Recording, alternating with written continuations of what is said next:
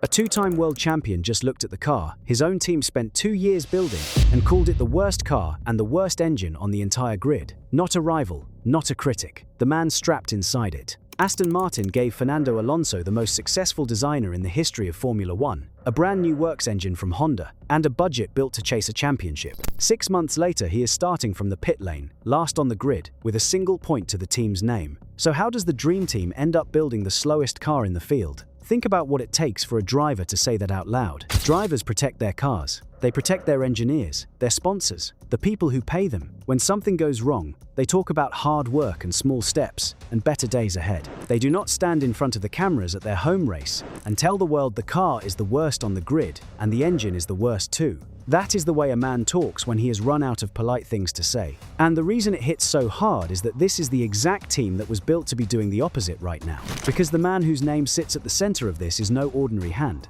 Adrian Newey is the closest thing the sport has ever had to a sure thing. For 3 decades, his cars shape whole eras. His cars carry teams to more than 24 world titles, across more than one set of rules, more than one type of engine, more than one so-called golden age of somebody else. He is the designer other designers measure themselves against. So when word spreads that he is leaving Red Bull, every serious team on the grid wants him, and the one that wins the race to sign him is Aston Martin. The plan is simple and it is beautiful. Take the greatest designer alive, hand him the biggest rule change in a generation, bolt a works Honda engine to the back, and let a hungry champion drive it. On paper, that is a title in waiting. In real life, it becomes the most painful story of the season. To understand how far this has fallen, you have to understand how high the hopes climbed. Newey arrives at the factory in March of last year, and he does not arrive as a hired hand. He arrives as a part owner, a top technical boss with his name on the building and his own money inside the project. And before the season is even out, he is handed the job of running the team itself. This is the first car he draws for them from a blank sheet of paper,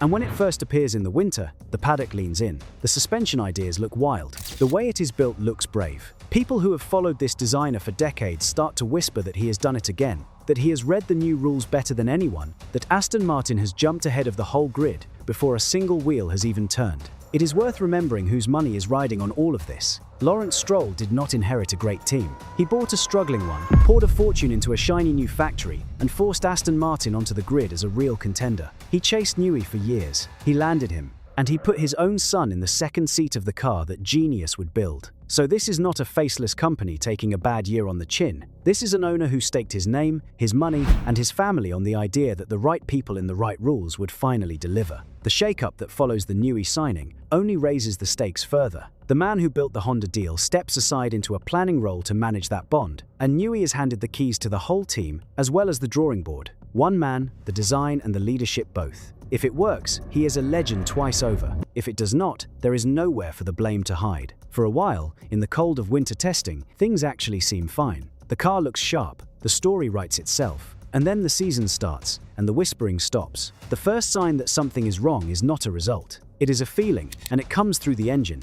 This season brings the biggest engine shakeup the sport has seen in more than 10 years. The engines now split their power almost evenly between the fuel-burning side and the battery side. A far bigger share of the total going to the battery than ever before. The tricky heat recovery part that defined the last era is gone for good. The fuel is now fully clean. Every engine maker has to start again from nothing, throwing out years of hard-won knowledge and chasing a brand new target. The gaps between them this year are huge, far larger than anyone is used to. This is the year an engine can make or break a season before the shape of the car even comes into it. And Aston Martin, for the first time in its modern history, is running Honda Power as the works team, the top partner, the badge that is supposed to mean the best of everything Honda can build. It does not work out that way. The new Honda engine arrives down on power and quick to break down, and the gap is not small. The figures floating around the paddock are hard to pin down because nobody official confirms them, but the best guesses put Aston Martin somewhere between 90 and 136 horsepower behind the front of the grid. Read that slowly. At this level, a few horsepower decide a qualifying spot. A gap like this decides where you finish before the engineers have touched a single setting.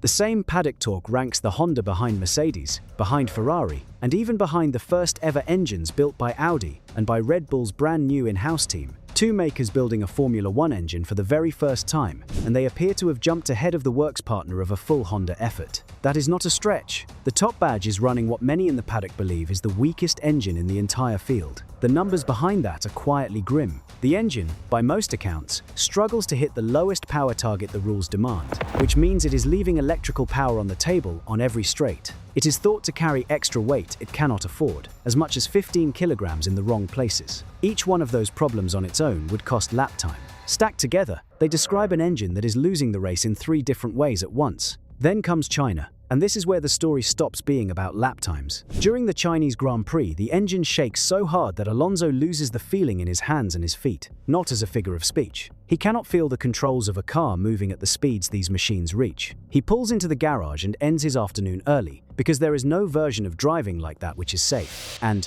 Newey, the man who built the body around that engine, admits in the open that he fears his drivers could suffer lasting nerve damage if it keeps shaking the way it does. Sit with that for a second. The greatest designer in the sport is not worrying about downforce or tire wear. He is worrying that his own car might harm the people driving it. That is how far from a championship fight this project has slipped in a matter of weeks. A genius with every resource, building a machine that hurts its own driver. If the engine were the only problem, this would be a story about Honda, and Honda alone. It is not, because the car itself, the body Newey is responsible for, is fighting its own private war. For the first time since 2008, Aston Martin builds its own gearbox in its own factory, and the early read is that the unit comes out heavy. The power delivery is poor, which means the car cannot put its electrical power down at the moments it needs it most. The whole car sits somewhere around 3.5 seconds off the pace at the front, a gap that in modern Formula One is almost never seen for a team with this much money and this much talent inside the walls. Alonso talks about driving it in ways that should not be possible in a car this expensive. In some corners, he says, it feels like someone has yanked the handbrake, both rear wheels locking up fully as he turns in. In other corners, he gets what feels like half throttle while he is still on the brakes. The car does different things on different laps, with no warning. He calls every lap a bit of a lottery, because he cannot guess what the car under him is going to do next. This is a 2-time champion with more than 20 years in the sport talking about a car he cannot trust from one corner to the next. And when a driver cannot trust the car,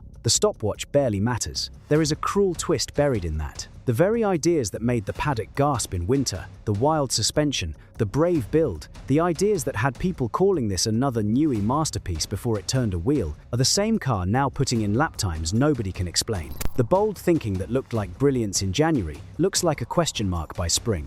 Nobody is saying the design caused the problems, but nobody can point to it fixing them either. The masterpiece on paper has not shown up on track, and the longer that stays true, the heavier the silence around it grows. So you have the worst engine in his words, and the worst car in his words, and the question everyone keeps circling is the same one. How? How does a team put together this much skill and make this little? And the answer, when it comes out, is less about a single villain and far more damaging, because it runs through the whole project. Pay attention to this next part, because it explains everything that follows. If you are getting something from this breakdown, take a second to subscribe, because the next stretch of this season is going to decide whether this team recovers or sinks further, and I am following every twist of it. Roll the calendar back to how this project was actually built, and the cracks make a grim kind of sense. Honda comes back into the sport after stepping away from it, and it comes back smaller than it left, with fewer staff and a late start on an engine that needed every hour it could get, and then some. Aston Martin, for its part, has nobody based full-time at Honda's engine base in Japan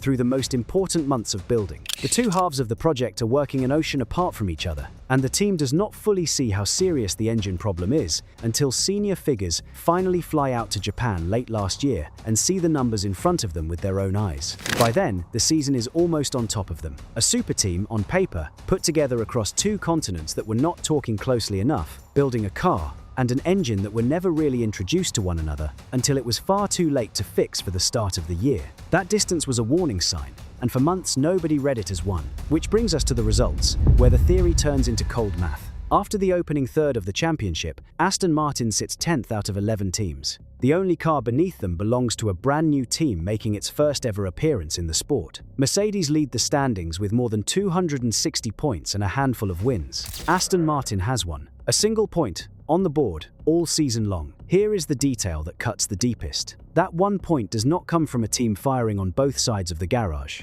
It comes from Alonso alone, from a 10th place at Monaco that only became a point at all after another driver was punished and dropped behind him. His teammate, Lance Stroll, has not scored at all. 0. The whole season of the most expensive project ever put together on the grid hangs on a single point it was handed, from the man who is now openly tearing the car apart. And this next part is the one even the team's own fans cannot defend, because that point is the best it gets. Everything else is worse. It stings all the more because of what is happening at the front while this plays out. Mercedes are running away with the season, winning almost everything, building a lead that already looks decided. A new order is forming at the top of the sport in the very first year of the new rules, the exact shake-up Aston Martin was built to be a part of. Instead, the team that hired the best designer alive is watching that new order form from the back of the grid, fighting a single newcomer for last place rather than the big teams for wins. The reset arrived. Somebody else walked through the door. Look at how the races actually unfold, and you feel the grind of it. The opening round in Australia, neither car running at the finish. China, both cars out. Japan brings the team's first finish of the year, but it is an 18th place, 3 laps and a world away from the points. Miami, a 15th and a 17th. Canada, a retirement on one side of the garage and a 15th on the other. Monaco gives Alonso the lone point, while Stroll throws his car into the wall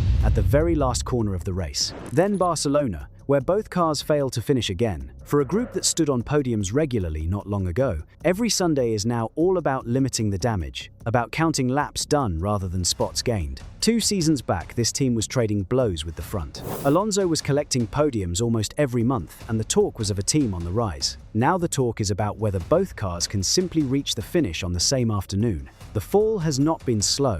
It has been a cliff, and the whole sport has watched them go over the edge of it as it happens. And then there is Barcelona itself. And Barcelona is where the whole thing breaks into the open, because Barcelona is personal. This is Alonso's home race, the track where he scored his last Formula 1 win more than 10 years ago now. The track that is dropping off the calendar after this season, which makes this, most likely, the final time he ever races a Formula 1 car in front of his own people. And on the Saturday, he qualifies 22nd, last. He is more than 4 seconds off the fastest lap, and a full second behind one of the new cars he should never be losing to. The home crowd has come to watch a champion, and they watch him line up at the very back of the grid. It gets worse, and it gets worse in the most quietly painful way possible. For the first time in 42 Grands Prix, his own teammate outqualifies him. Stroll finishes ahead of him by 57 thousandths of a second, a margin you could blink and miss, but a margin that ends a streak stretching back almost 2 full seasons. Even Alonso's last private measuring stick, the one comparison still going his way, slips on the weekend that hurts the most. Then on Sunday, he starts from the pit lane after overnight changes to the engine, claws his way through the field as far as a hurt car will allow, and on lap 40 the battery system gives out and the car coasts to a stop.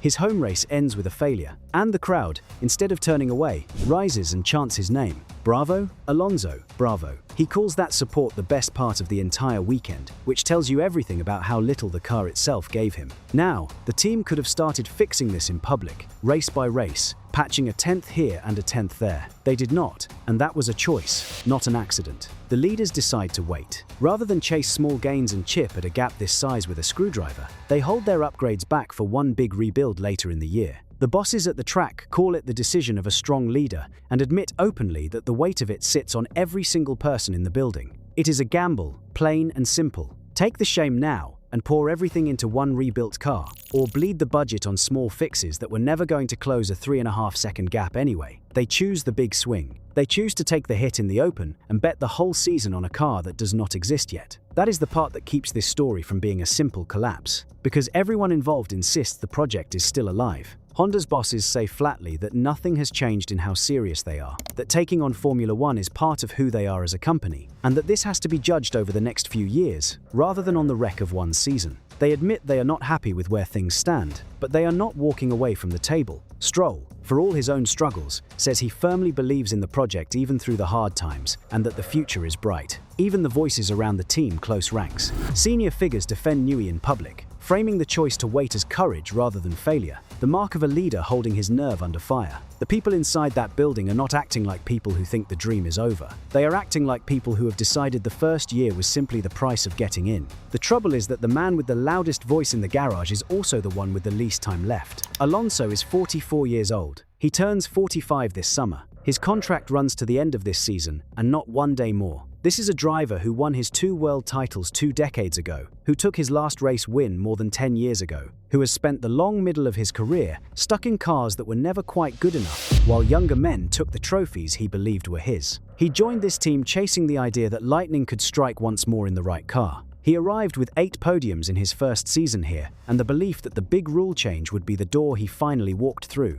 Instead, it is the slowest car he has ever driven. At the exact moment he has the fewest seasons left to wait for it to come good. When a champion that age calls the car the worst on the grid, he is not only talking about the machine, he is doing the math on how many chances he has left, out loud, in front of the cameras. So everything now points at one moment on the horizon, and it arrives after the summer break. The big upgrade is not coming as a single package, which tells its own story about how much there is to fix. The heavily changed car is expected to land around the Belgian Grand Prix at Spa, with the new Honda power upgrade coming a little later at the Dutch Grand Prix. The team is also in line for extra help under the sport's catch-up rules, the system built to let a struggling engine claw back ground in the middle of a season, with more than one upgrade allowed. Everything they have taken all year, every last place start, every retirement, every harsh word from their own driver, is being spent to buy that one shot at a comeback. The clock is already ticking on it. The only question is whether the people inside can hear it the way the man in the cockpit clearly can. The stakes of that one shot are huge, far beyond a few points in the standings. If the upgraded car arrives at Spa and turns the season around, then this becomes a story about patience, about a genius who refused to panic and was proven right. The first year gets rewritten as the painful setup to a comeback. But if it arrives and the car is still slow, the whole picture gets darker at once. The owner who staked his fortune and his son on this is left looking bad. The designer who was supposed to be a sure thing looks beatable for the first time in his long career. And the champion in the cockpit, the one already counting his last few seasons on one hand, has every reason to decide that this was the last roll of the dice he was willing to make. There is no quiet version of that ending. Either Spa saves the project, or it proves the driver right about everything he already said. And this is bigger than one team having a hard year. This is the whole bet that the sport's rulemakers placed on a clean reset. The new engine rules were sold as the great leveler. The moment the order could be shaken up, the chance for drive and money and pure genius to jump ahead of the big teams. Aston Martin pushed every chip it had into the center of that table. The best designer alive, a works engine, a proven champion, a blank set of rules. If that mix can finish last, then the reset has not opened the door anyone believed it would, and the gap between owning the right pieces and building the right car is far wider than the entire paddock thought. The question hanging over Spa is no longer whether Aston Martin can win this year. It is whether the most loaded project on the grid can prove that any of it was worth building, before the man who called it the worst car on the grid decides he has finally waited long enough.